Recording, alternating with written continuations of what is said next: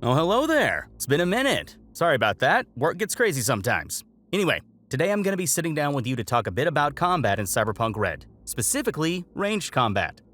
In Red, there are multiple ways to blow things and people up, from vehicular combat on the ground and into the sky to net running, but for this one, I just want to touch on ranged combat and a little bit of fun with it. It's the most used in the first place and, frankly, a foundation for everything else.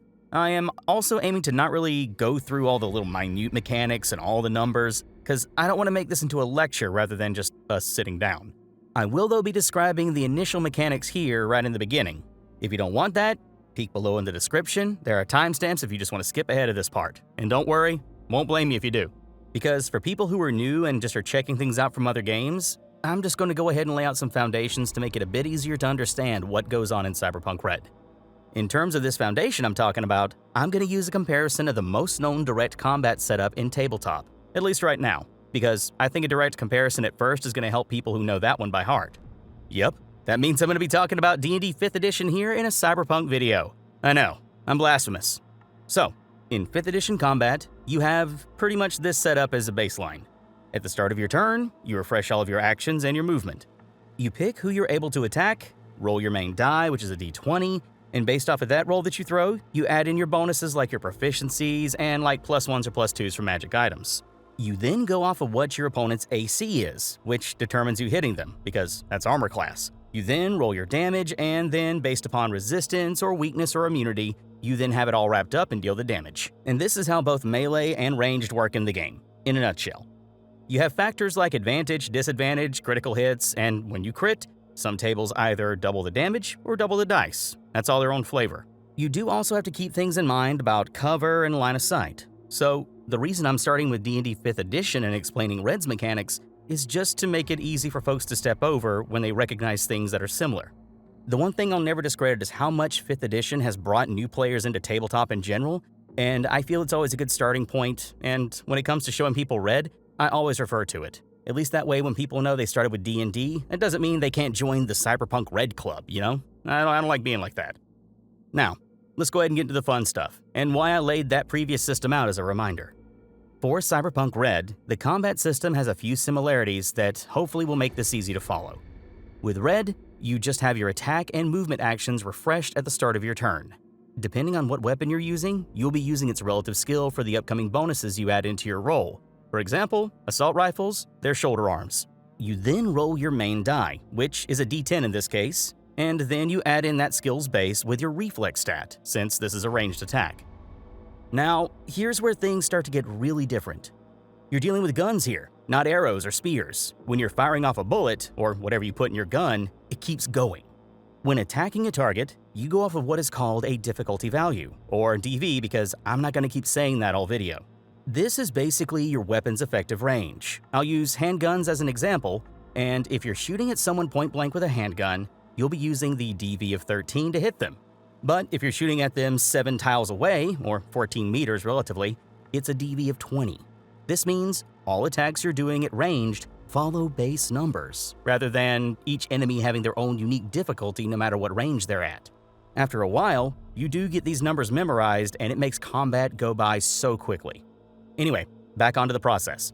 Once you land a hit, you're then going to go ahead and roll your damage. If the enemy is wearing armor, subtract that from how much damage you dealt. If you go over their armor stopping power, boom, you hit their HP and their armor is weakened.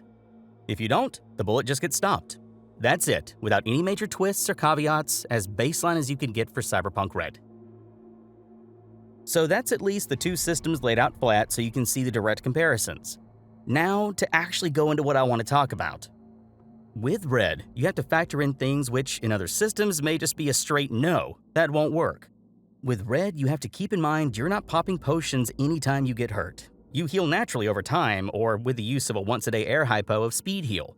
It's wise just to not get hurt, and that's where things get really fun. In Red, cover is very important, but rather than just blocking attacks altogether, remember, you're dealing with high-powered weaponry. A GM keeps in mind the HP of all objects on the map and the ones around you and the ones you're behind. If you're hiding behind a steel pillar, for example, you're going to be a lot safer than behind a wooden wall. And yes, you can really grab someone else and use them as cover. Human shields are a thing, and are way more effective than they should be. What happens with cover is, if you know an enemy is behind something, start blasting. I mean it, start ripping into the cover. You could move, and you could get line of sight and just blast them, but I enjoy destroying the environment a little bit too much to do that. I also like to keep in mind as a GM that if one of my players misses an enemy outright, that bullet keeps on traveling and will strike something in the background, dealing damage to it.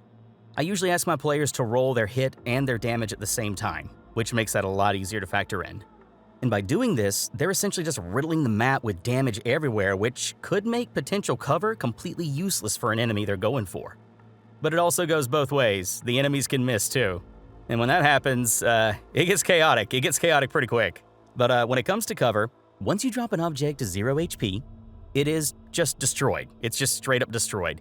And let's say if you're shooting at a steel pillar and you reduce its HP to 0, no, the pillar doesn't fall through, but it's got enough bullet holes through it so you can see your target. There is no carryover damage, unless you use explosions, which is also extremely satisfying, but that next shot at the enemy, if they don't move, is a direct shot.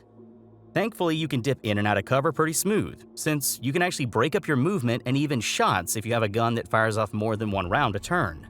So, you can move out of cover, pop one off at your target, turn and pop another round off at another target to cover a friend, and then dive right back into your hiding spot in a single round. While it does say it's only one action and one movement a turn, there is a lot that can happen in a single round. But now, I want to talk about criticals. There are two ways you can crit in Red. The first one is essentially a skill crit, and then there's a much more destructive one that I'll get into after. So, when it comes to the first kind of crit, if you land a 10 on a roll, you then get to roll again and add that number to your roll.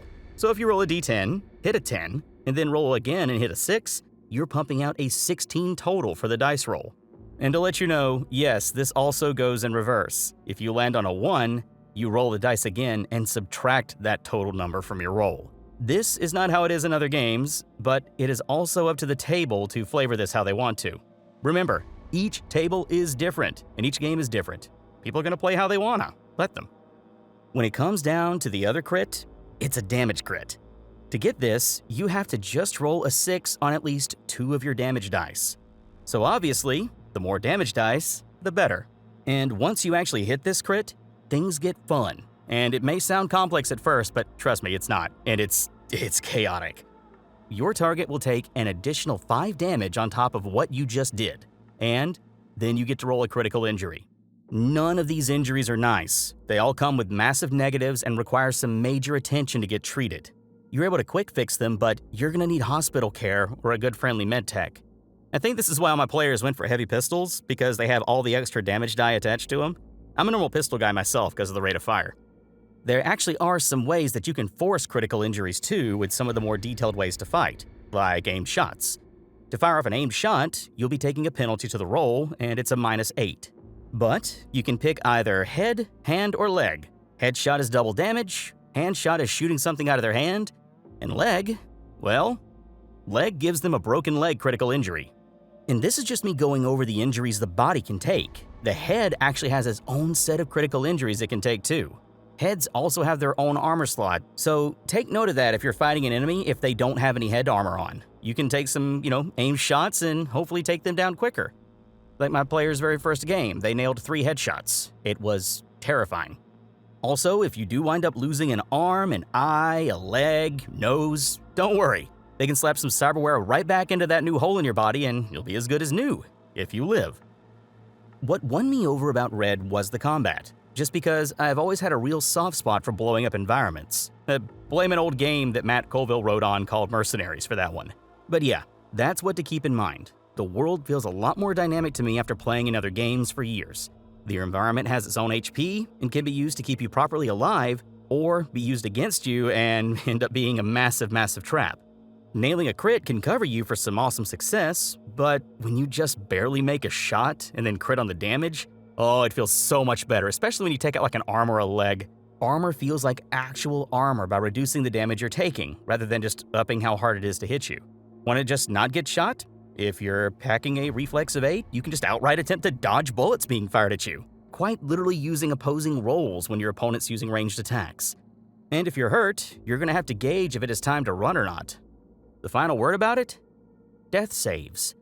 If you fail on your death save only once, you're done, and you're dead. And yes, it is that final. So use that cover, or nearest person near you, armor up, and tear apart any threat coming your way, or don't be around the threat. I'll be going over roles in the game next. All of the next shorts on this channel will be describing the roles, and the video coming after them is going to be me tapping into something RTG put together. I don't want to waste the video's length by just talking about the base roles when I can explain their flavors and their abilities in a short in 1 minute. The nuances though, that's what I'm going to get into in the next video. Take care everyone, I hope you all find a good table, and it was good to see you all again. And don't worry, it's not going to be another 2 weeks.